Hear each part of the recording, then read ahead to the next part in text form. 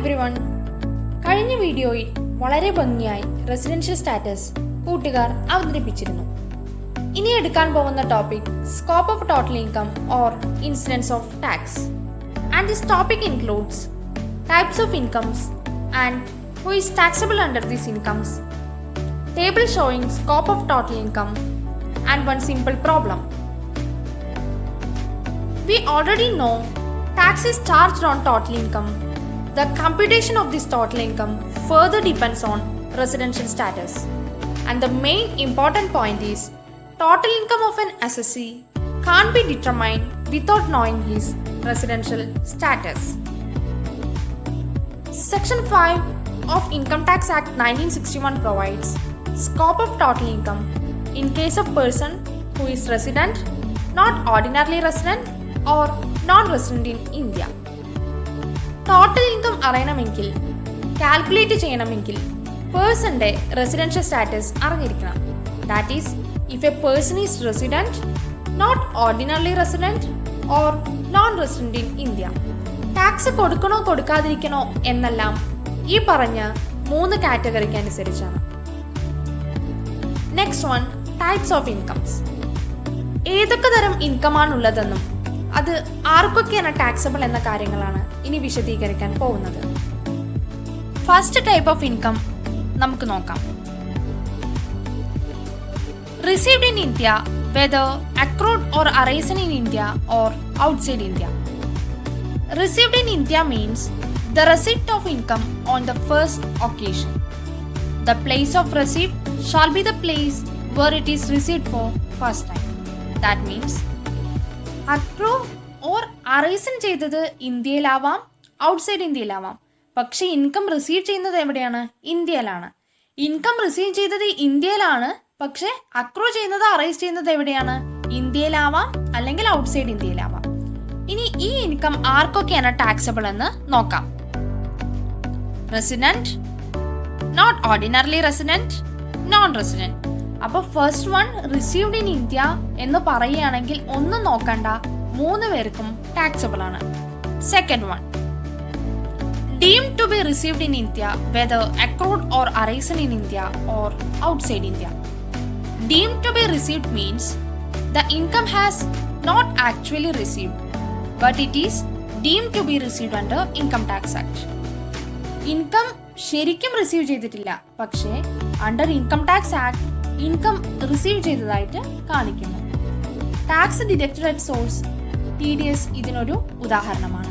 ഇനി ഇത് ആർക്കൊക്കെയാണ് ടാക്സബിൾ എന്ന് നോക്കാം. Resident, not ordinarily resident, non resident. അപ്പോൾ സെക്കൻഡ് ടൈപ്സ് ഓഫ് ഇൻകം 3 പേർക്കും ടാക്സബിൾ ആണ്. ഇനി മൂന്നാമത്തെ ഇൻകം നോക്കാം. Income accrue or arisen in India, whether received in India or outside India. Accrue or arisen means right to receive income as against receipt of income. Income receive ചെയ്യുന്നത് ഇന്ത്യയിലാവാം, outside ഇന്ത്യയിലാവാം, പക്ഷേ income accrue ചെയ്യുന്നത് എവിടെയാണ്? ഇന്ത്യയിലാണ്. ഇനി ഇങ്ങനെയുള്ള income ആർക്കൊക്കെയാണ് taxable എന്ന് നോക്കാം.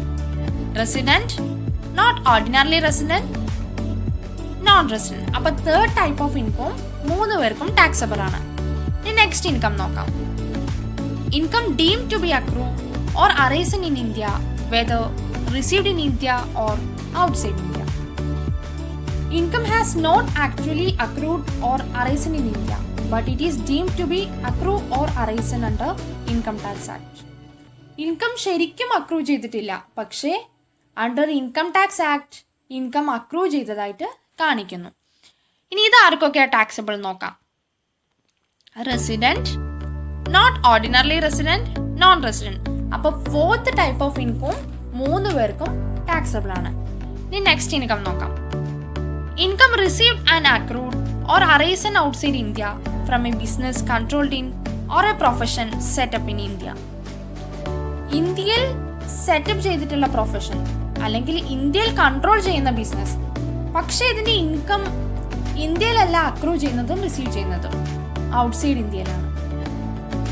ഇതിന്റെ ഇൻകം ഇന്ത്യയിലല്ല അക്രൂ ചെയ്യുന്നതും റിസീവ് ചെയ്യുന്നതും, പക്ഷേ ഇതിന്റെ ഇൻകം അക്രൂ ചെയ്യുന്നത് റിസീവ് ചെയ്യുന്നത് എവിടെയാണ്? ഔട്ട്സൈഡ് ഇന്ത്യയിലാണ്. അപ്പൊ ഇനി ഇത് ആർക്കൊക്കെയാണ് ടാക്സബിൾ നോക്കാം. Resident, not ordinary resident. It is not taxable to non resident. ഇനി നമുക്ക് നെക്സ്റ്റ് ഇൻകം നോക്കാം. Income received and accrued or arisen outside India from a business controlled in or a profession set up outside India. ഇത് നമ്മൾ fifth type of income പറഞ്ഞില്ലേ, അതിന്റെ നേരെ opposite ആണ്. ഇവിടെ ബിസിനസ് കൺട്രോൾ ചെയ്യുന്നതും പ്രൊഫഷൻ സെറ്റപ്പ് ചെയ്യുന്നതും ഔട്ട്സൈഡ് ഇന്ത്യയിലാണ്.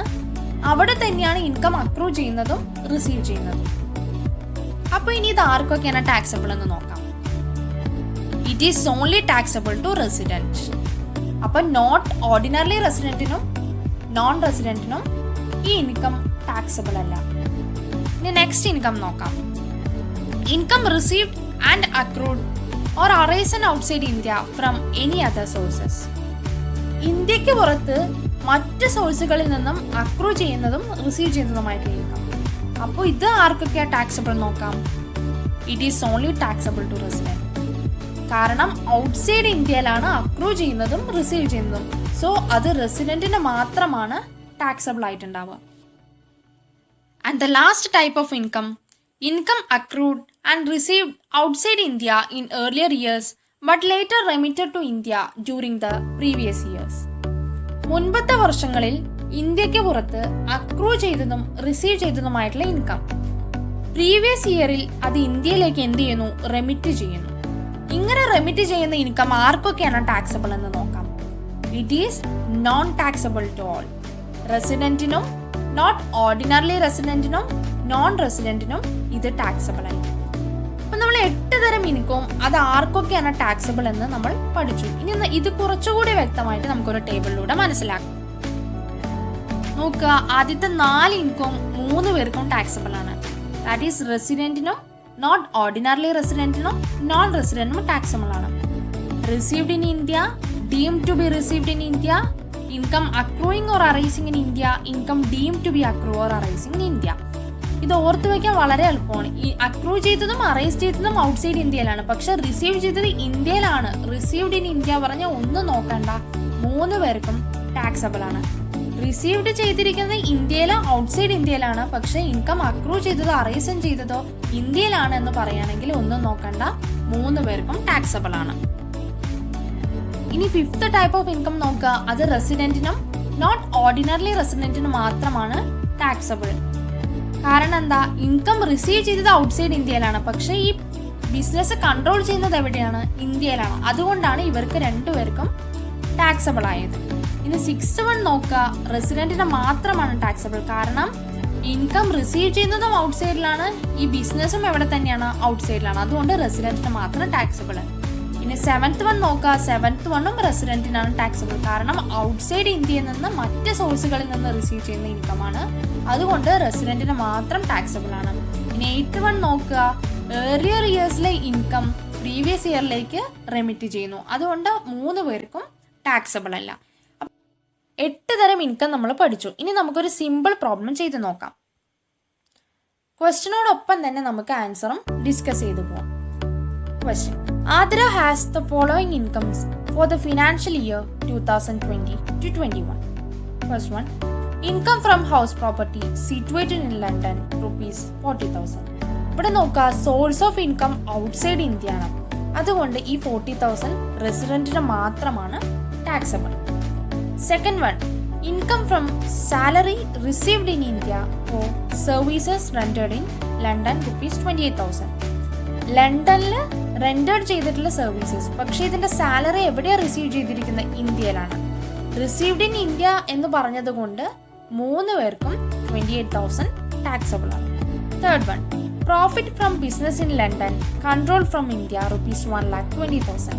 ഇവിടെ ഈ കൺട്രോൾ ഫ്രം ഇന്ത്യ എന്ന വാക്കിനാണ് പ്രാധാന്യം കൊടുക്കേണ്ടത്.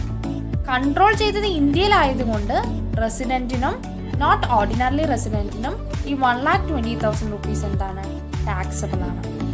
Fourth one, profit from Kanpur business ₹1,10,000. Kanpur ഇന്ത്യക്കുള്ളിലാണ്, അപ്പൊ അതുകൊണ്ട് തന്നെ 3 പേർക്കും ടാക്സബിൾ ആണ്.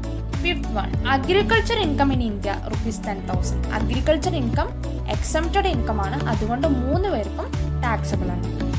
Compute the gross total income of Adira for the assessment year 2021 to 22 if she is resident, not ordinarily resident or non-resident in India. ഇതിൻ്റെ സൊല്യൂഷൻ നോക്കാം.